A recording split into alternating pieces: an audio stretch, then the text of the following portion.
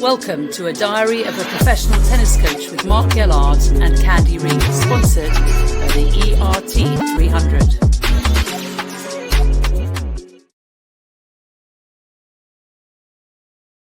Welcome back to Diary of a Professional Tennis Coach. We're into November. The final regular season of the ATP has just concluded. The WTA, as we speak, finishing up their season in Riyadh at the season ender. The men's season ender in Turin about to get going. And I'm delighted to say, alongside Mark Gellard, who joins us from London, surprisingly, this is a rare opportunity for Mark to be back in Blighty, back at home, is the CEO of Spinsights Analytics, Shreyas. Shreyas, welcome to the podcast. Thank you, Candy. Thank you, Mark, for having me on the podcast. Hey, Shreyas. Thanks for coming. Now, Shreyas, data analytics is so much part of the sport now. Say 20, 30 years ago, no one was really speaking about it, but they also weren't speaking about using psychologists and all the innovations that have happened to tennis recently. Your analytics, this has really sort of become a bit of a boom, hasn't it? And I'll let Mark really take over because he'll get into the nitty gritty, but just give us firstly an idea of what you do and who you work with, please. Absolutely. Not only the last 25 years, I think analytics has just come into tennis in a big way in the last probably 7 to 8 years, where probably now around most of the top 50 players are using some form of analytics in their program. So it would vary in capacity, but they would have some sort of analytic solution in place. And we help players and coaches use analytics to improve their game, improve their strategy, and find out what works for them the most using data, what doesn't work for them, and eventually convey it to the coaches so that they can take it to the practice court and eventually take it to the match court. So we specialize in combining data, which is the technical side, and then putting it together with tennis, and the consultancy is putting this technology and tennis together to provide coaches with insight.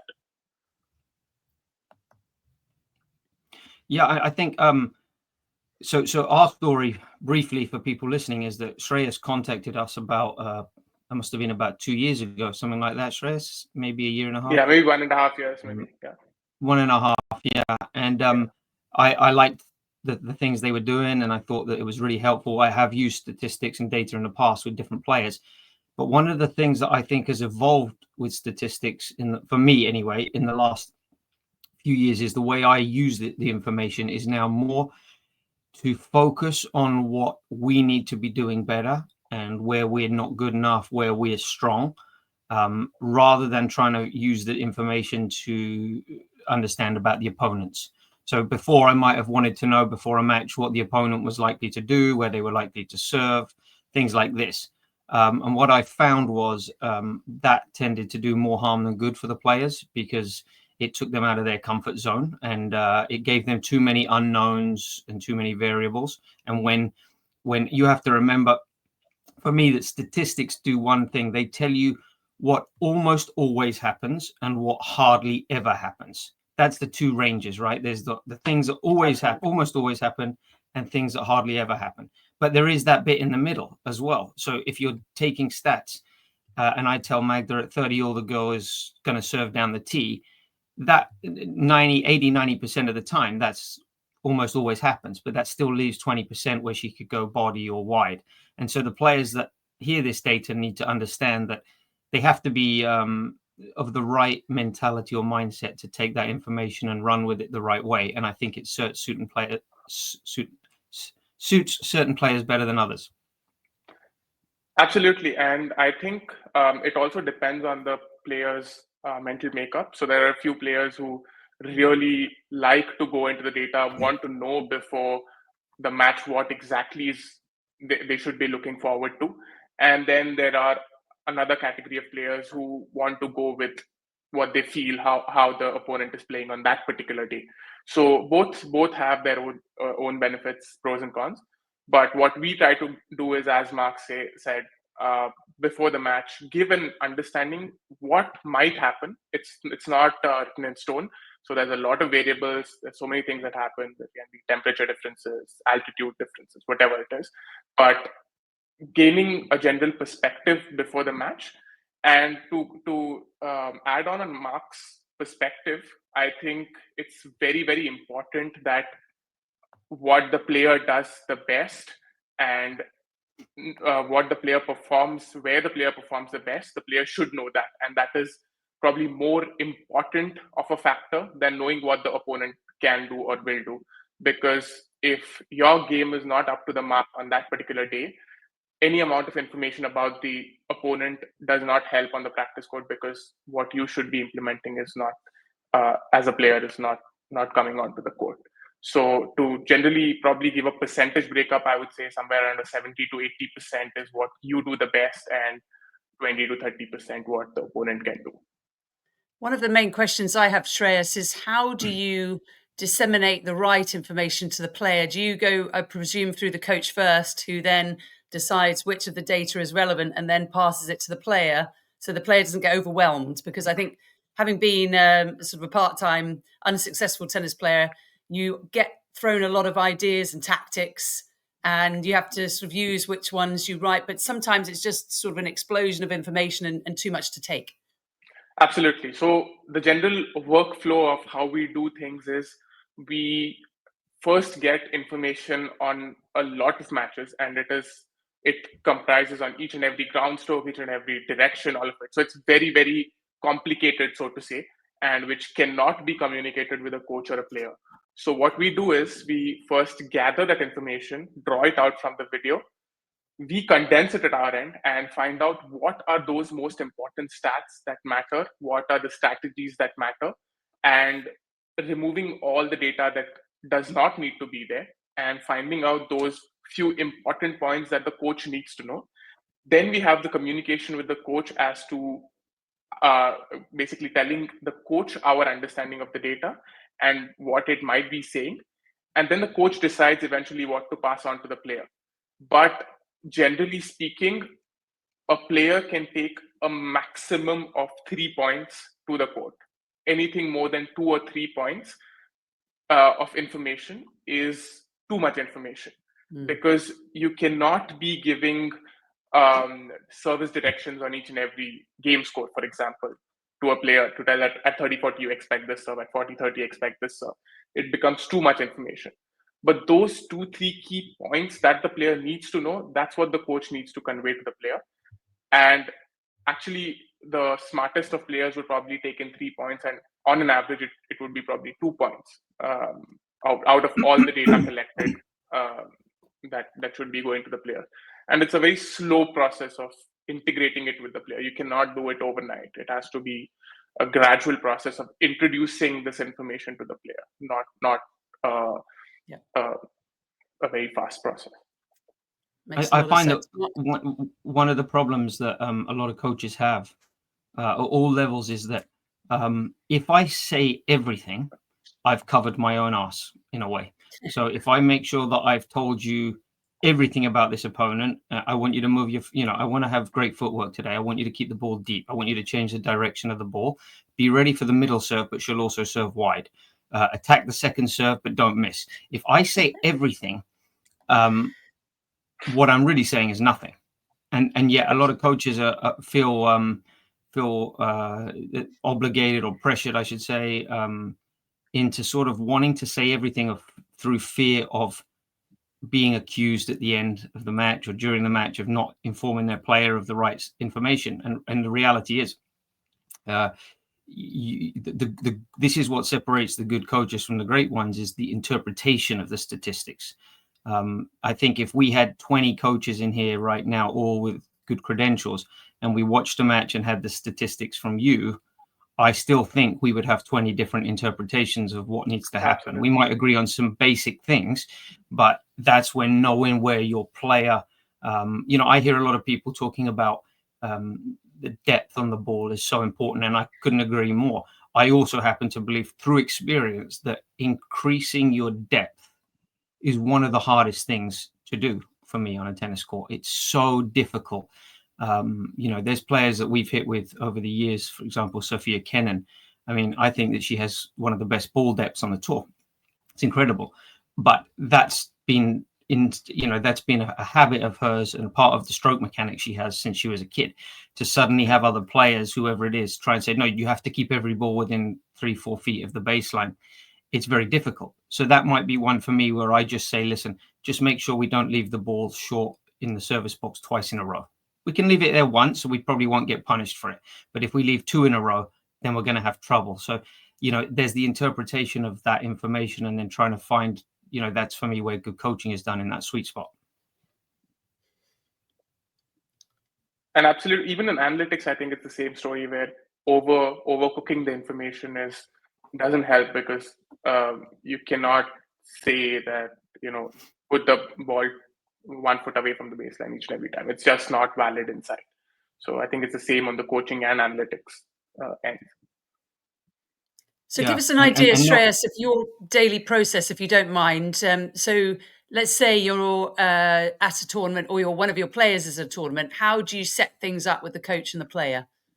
So usually we work over time. So what we do is, at the first step of a process while working with a coach or a player, what we do is this process called player profiling, where we try to get at least 40 to 50 matches worth of information on a player. So this is before a tournament. So we try to get a lot of information, and that data has, as I told you, each and every shot, each serve, each direction, what happened at each point, situations, net play, all of it.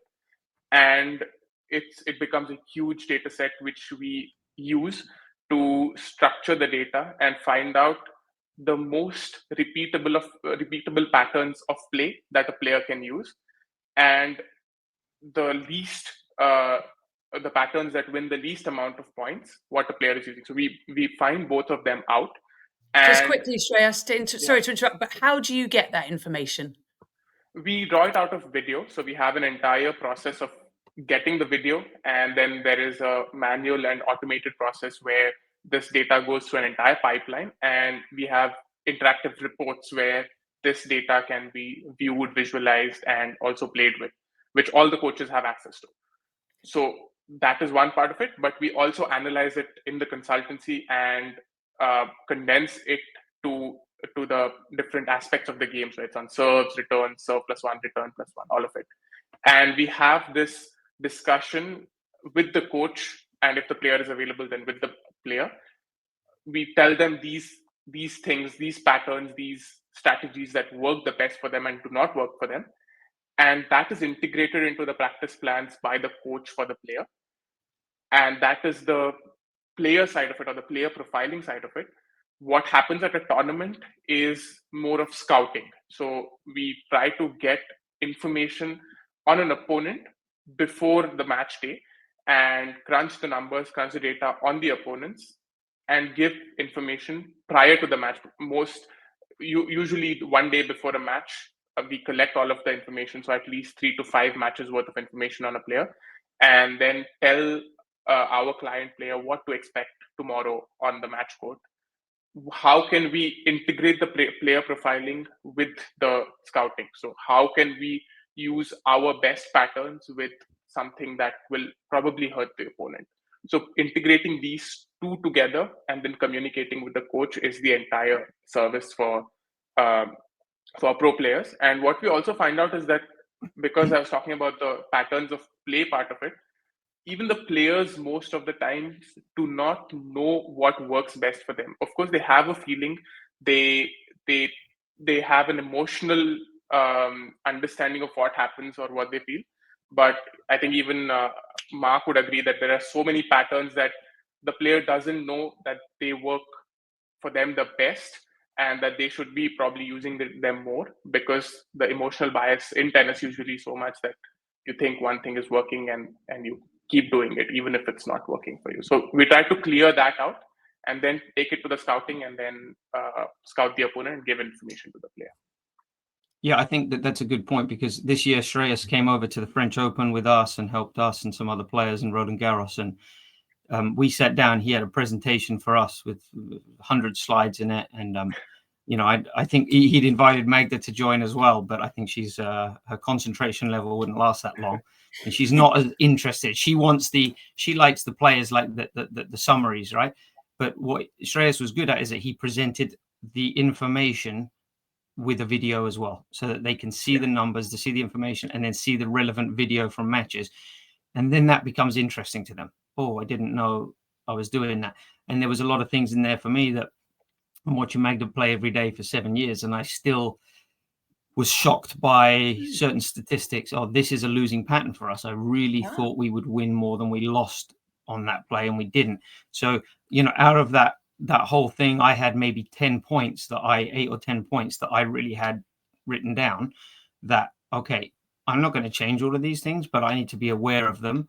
And I'm not going to tell Magda all of these, but during the next 2 months of practice, I'm going to incorporate 2 of these things into our training subliminally.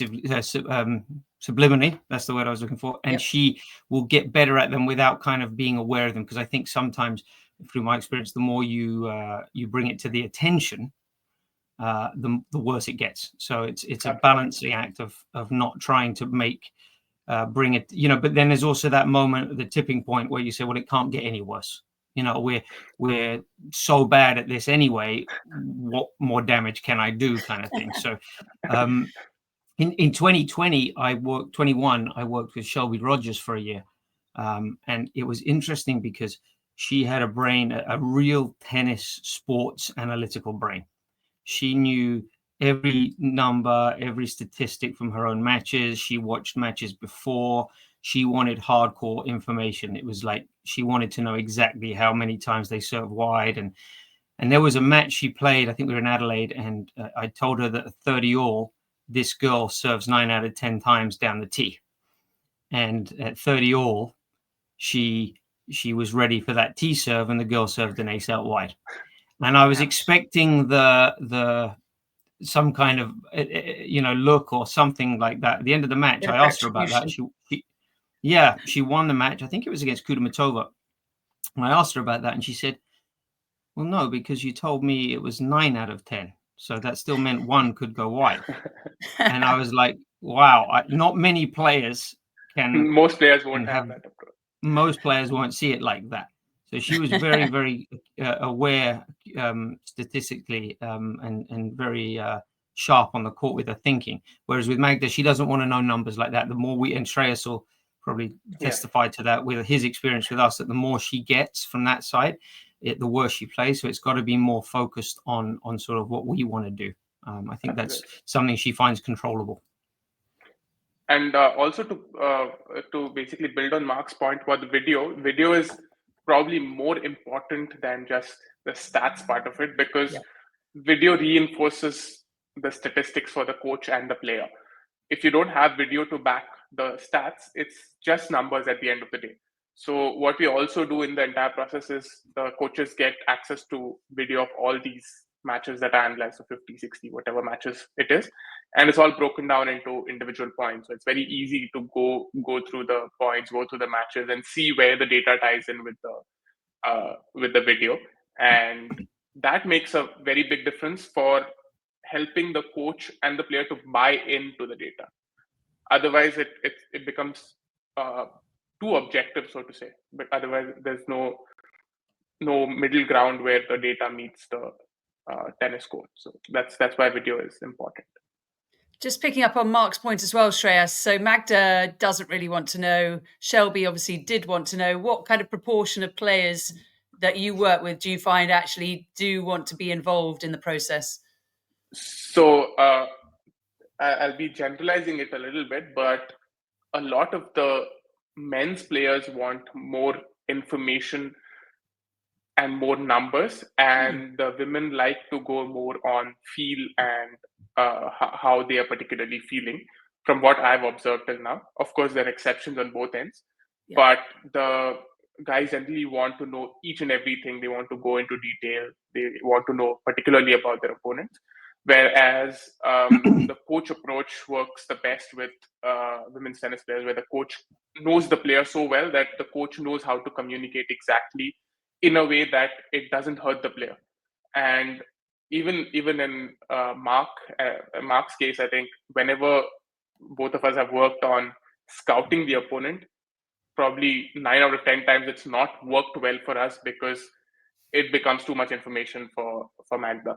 So then what we changed our perspective was to just focus on what we do the best, and then automatically it'll go on to show on the match board. But generally, men like to see the stats more, and the women don't. But that's a generalization. I think there's I think that there's with certain players, there's a little bit of the old paralysis by analysis if they start overthinking. Yeah. And I think, with statistics, the other thing you have to remember as well is that, Monday morning I wake up and my forehand is just on fire. I mean, I just can't miss my forehand. So, you watch me play the match and you're playing the winner of my match. And on Tuesday I wake up and I can't hit a forehand in the court to save my life. It's just gone.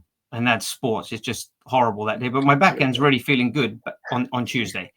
This is a hypothetical, right, Mark? This is a hypothetical. That never happened in real life. I was always great on both sides. But in general, you that's the one thing, right? Stats is looking at, if you took one match, you couldn't. That's why Shreyas does so much data gathering and mining at the start, taking 30 to 50 matches, because you want to take those rogue results and throw them out. You're looking for tendencies and patterns over a long period. So if you're taking 10 penalty kicks, you know that most of them will go to the right, but on that day it could go to the left. It's sort of, you have to understand what also that is where what the player is feeling subjectively that day will influence the numbers as well. So you're kind of looking at the big picture. Absolutely. Are you using any AI, Shreyas, in what you're doing now? Is that coming into play? Absolutely. We are working into computer vision and AI in a big way, because at the end of the day, that's what is going to, first of all, give higher quality insight, because any amount of manual work doesn't give enough information about player location, player depth, where the player is hitting the shots, all of it. So now we are heavily developing solutions where we can use AI at a level where it is very accurate as well, because what is generally seen is that there are a lot of these solutions, but the accuracy for a very high level player is not there. So you cannot even have one forehand to be a backhand in a certain situation.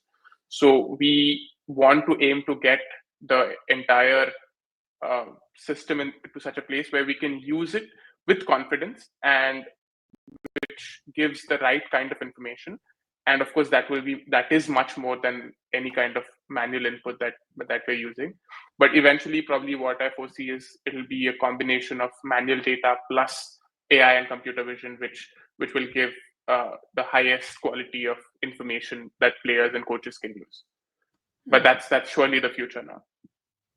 And if anyone is listening who's working with the WTA, I mean, you'll be aware that the WTA is so poor at providing match videos, match data. They currently have no statistical partnership with any company.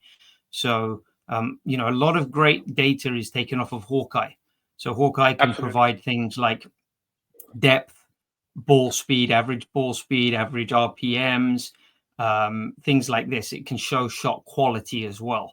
And that's only available when there's obviously Hawkeye on the court, which obviously is not on every event or every court, but they have some great, the ATP has some great statistics and platform available for their players and coaches. I've forgotten who it's provided by, but I will get that in the link after. But the WTA has nothing. We have it's even hard to get copies of your match. And getting statistics is non-existent. The only statistics you'll get are the generic ones that are available on a app that give you a score, just basic first serve percentage. So it makes Shreyas's job and the coaching job very hard, because you're losing information like depth of ball, speed, which is all important. And I've had this conversation with the CEO of the WTA and other people involved that this is supposed to be the biggest sport in the world for women, and we can't get basic stats. So I don't think that's a good look for them. And it's been like that. Is that a money thing, Mark? Is that what it comes down to? Yeah, it's always down to money. But then if there's a lack of money, peddling the narrative that we are the biggest sport in the world for women, it doesn't add up. If it is, then we should have access to data that everyone else should have, or we need to relook at where we're investing that money that we are making, because to me, data is very, very important. And I don't think and even if we don't have Hawkeye access, we used to have an agreement with SAP that provided all the stats for the WTA.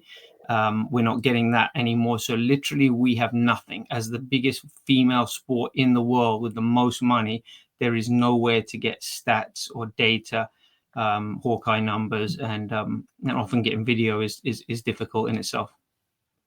Absolutely. And actually at the ATP, the company that's doing the platform is called ATP Tennis IQ, and it's amazing, and it has so much information. And as Mark said, Hawkeye data changes everything because it literally tracks the ball throughout the match, XYZ coordinates for each and every. So whenever we have Hawkeye data, the analysis and all of it is at a different level to what it can be by collection of data.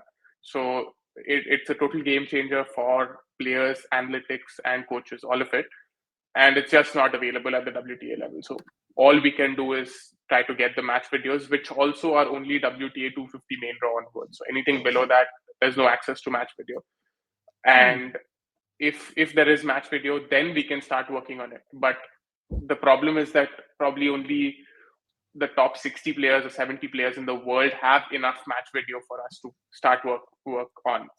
So it's a very, very difficult situation if there's lack of information and data, which is currently the situation with WTA. And for a lot of people that don't know, I've had this struggle and disagreement with the WTA.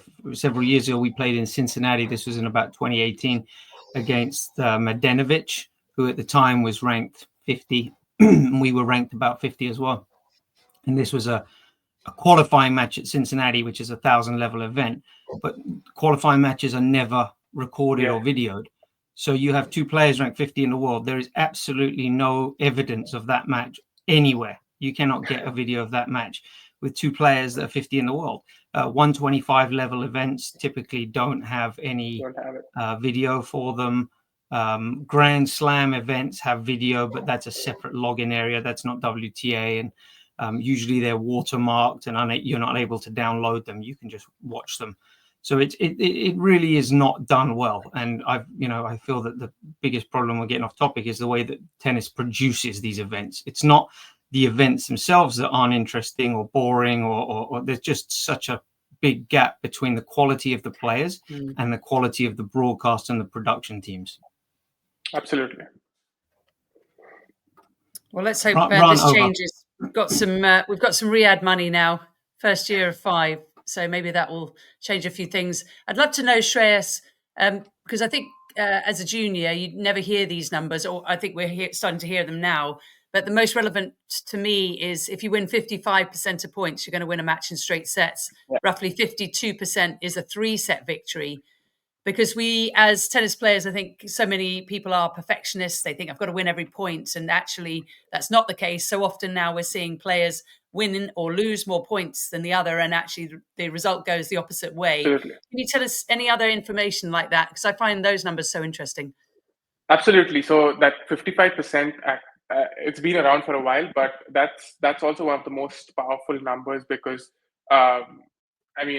we tend to think of tennis as mostly one person winning or one person losing, but actually it's such a close fight or close war of points.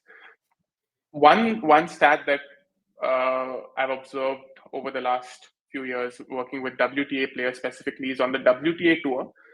What generally tends to dictate winning or losing of matches is second serve points won. So it is a very, very important, of course, on the ATP tour as well. It's an important statistic, but more often than not, second serve points won completely changes texture of the match for the women. And getting that number up to a decent level, assuming that we are not talking about Coco Gauff or Sabalenka, getting that number up to a particular mark, that helps overall improvement in performance, and that's seen across players. And we have a lot of data of WTA and ATP level players of a lot of matches. So generally seeing that's a very important stat that generally seems to be overlooked. And of course, first serve points one is important. All of it is important, but this particular stat tends to go under the radar. Any thoughts on it, Mark? Yeah, I think that's 100%. It was interesting last year when Magda got to her highest ranking. We were actually, for about 4 months, we were number one on the WTA tour. If you actually go to WTAtennis.com, they have a very basics tab on the top which has statistics, which is, I mean, the most basic stats you can get. But she was number one for about 4 months in the WTA in second serve points won, and that was when she got to her highest ranking. And that meant, there's a lot of components in that, right? You've got to have a good second serve, but you've also got to know how to defend the first ball. Absolutely. Your movement has to be good. Strategically, you have to know, where to hit the ball back and things like that. So I think that second serve return is huge for women to work on, and that's something we've worked on. Is when you're hitting a second serve return, are you trying to take it early and take away time? Would you prefer to stay back a little bit and have more time to hit a big ball? You look at, one of the things I've always found interesting was over the last 20 years, if you look at where players return from now compared to where they did 20 years ago, if you go back to 1995, something like that, and watch the old Wimbledon videos, everyone stands in the same place to return first and second serve, right? They're within a margin, they're all within a couple of feet behind the baseline, right? And now you see players like Alcaraz, who can be 4 steps or 5 steps inside the baseline sometimes, or he or Medvedev can be, it's like 15 feet behind it. And the thing that I also found interesting was why then has serving not changed? Why is nobody really using the full width of the baseline to serve? So why are we not really seeing players in the ad side standing way wide to hit their kick serves? We've got these great kick serves. They like to hit forehands. Why are we not standing further out wide? Why are we still standing in the middle? I think that's going to be an area that a few people are going to start exploring. I think Alcaraz does it occasionally, and you'll see it once in a while, but I think it's a massive play. Saver on the women's side. She does it as well. I think that it's something that we've explored the return positions, but nobody's really dared to explore properly how we can do with the serve. And I think that will be the future of serving is, okay, I need to create more angle. If I stand wider, I get more angle naturally. If I stand wider in the ad side, I open up more forehand as well. And I think that it's pretty clear, evidently, that the biggest 2 serves in tennis are probably the slice wide in the juice court and the wide in the ad court. I think wide and wide are probably the most important 2 serves because you're immediately opening up the court for the first ball. One small story behind that also is there is one player that we worked with. She was ranked at that time around 350 in the world or 380 in the world, and not a very big player, not so tall, doesn't have a big serve.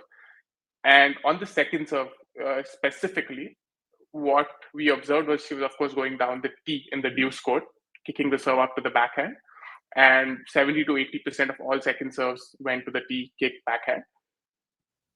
The numbers said otherwise, and we had enough data to back it that when she goes wide to the forehand on the second serve, which is a very risky serve, she was winning probably, I think it was 70% of all points, 60 to 70%. And the coach dared enough to try that for the player and eventually in the matches. And that was a very, very big factor to increase her second serve points won. And she eventually climbed, I think she reached 230 in the world or something from that ranking. And it helped a lot just increasing the service points won by going second serve wide. Of course, you cannot do it on each and every serve. You have to be smart about how you use it. But just sticking to one thing because you think it works for you may not always work. And this was a very daring move by the coach to actually try it out, and it worked out. Shreyas, we had Mike James on briefly on the podcast. We'll get him on again, I'm sure. but everybody has seen him who watched tennis, because he's sort of aligned with the Murataglou Academy and has worked with Holger Rune and many other very good players. And he talked a little bit about marginal gains and trying to earn 1, 2, 3, 4, 5 more points per match, because over the course of a season, that makes the difference. Absolutely. I mean, 5 points per match, if you take it throughout the season, I don't know how huge a difference it makes eventually. And I think analytics is about marginal gains, as rightly said. It is about that small 1% that you can add that eventually leads going from 52% points one to 53% points one. That means winning a lot more matches in the season, going from 53 to 54. And that's where I think analytics can play a part to understand where that 1% can come from. Because of course, coaching has its own role, and it's one of the biggest areas of improvement from where a player can gain improvement on the practice court. But knowing these numbers, knowing these stats, and winning those 5-10 more points in a match can take you from 53 to 54 and eventually 55. I think that's the goal for each and every player. I think it was there was a British cycling coach, David Brailsford. Brailsford. Right. Okay, I know that I remember reading that he was the sort of the person that had coined that term of marginal gains in cycling or in sports, and he was in charge of the British Olympic team, and he felt that if they could improve just 1%, but in a number of areas, whether it was nutrition, recovery, rest, training, all these things, that 1% actually adds up to a lot of ones, add up to a lot of numbers, and you can, and I think that's the idea. And 1%, I mean, I think if you read, I was doing some research recently about how much a professional sprinter, someone like Usain Bolt, when he was training, how much can he expect to improve his speed in a year? I mean, they have to put in so many. Yeah, if you're running 10, to get it down to 9.9, it's going to take a hell of a long time. Absolutely. And obviously, the higher you go, right, the harder that is. Because if I started training quickly, my 15-second sprint time would come down to 14 pretty quick. But at the professional, at the high, exactly over the highest level, the top level players that are already there, to get a 0.1% increase in anything it takes a lot of work. So you have to look at, and we talk about ERT on this machine, the ERT machine on this podcast, and trying to improve your string tensions, trying to, everywhere, everything that you can do now, players are trying to look for that edge, because, it's such an even playing field. And I think it all takes time. And one misconception is that it can happen in a short period of time, especially with analytics. Of course, it's not now changing, but usually it's seen as if something that should work in probably 1 week, 1 month, whatever it is. But it only works over a period of a season or a couple of seasons, where you drip feed the player with things, and then those changes happen unconsciously. It's not even conscious at that point. It's all unconscious for the player, because it's built into the game. It's not something that is told or built or any of that. So I think it takes time to gain that 1%. And I think the last thing I would add is that sorry, Candy, that what I'm working on with Magda. So if me and Shreyas meet and we go over a point that we feel that needs to be addressed, if I start working on that, there'll be virtually no improvement, or almost it will decline even further. It takes us 4 to 6 months for that area we've been working on to actually suddenly start yielding improvements. Sometimes I bring it up, we work on it, it gets worse, because now it's no longer unconscious. Now it's consciously incompetent, right? She's consciously incompetent. And as we get further in that learning process, then she becomes consciously competent. And then we get to that hopeful final stage where she's, unconsciously competent, where she doesn't have to think about it. But that takes a time to achieve that. And Shreyas, just a final question from me, if I may. Aryna Sabalenka has been crowned the year-end world number 1 on the WTA side. I know that she's working with data-driven analytics with Shane Leonard. Yes.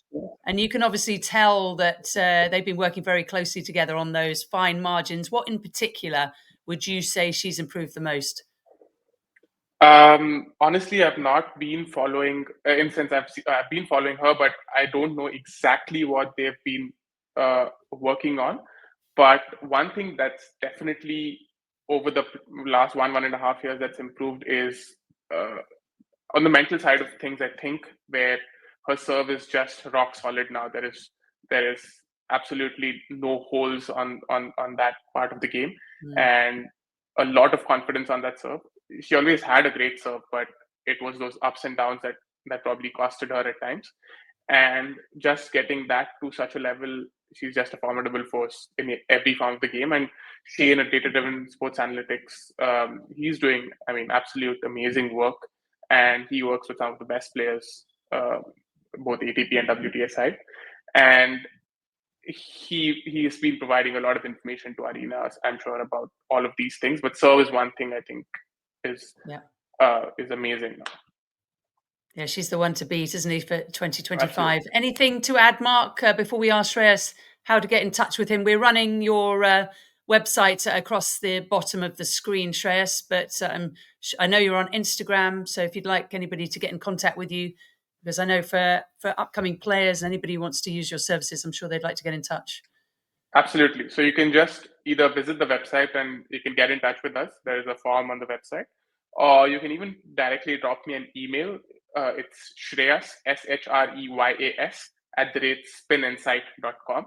You can drop me an email and we can get in touch, get on a call, whatever it is. And we can post that underneath the description as well, along with Sure. with the link to the website.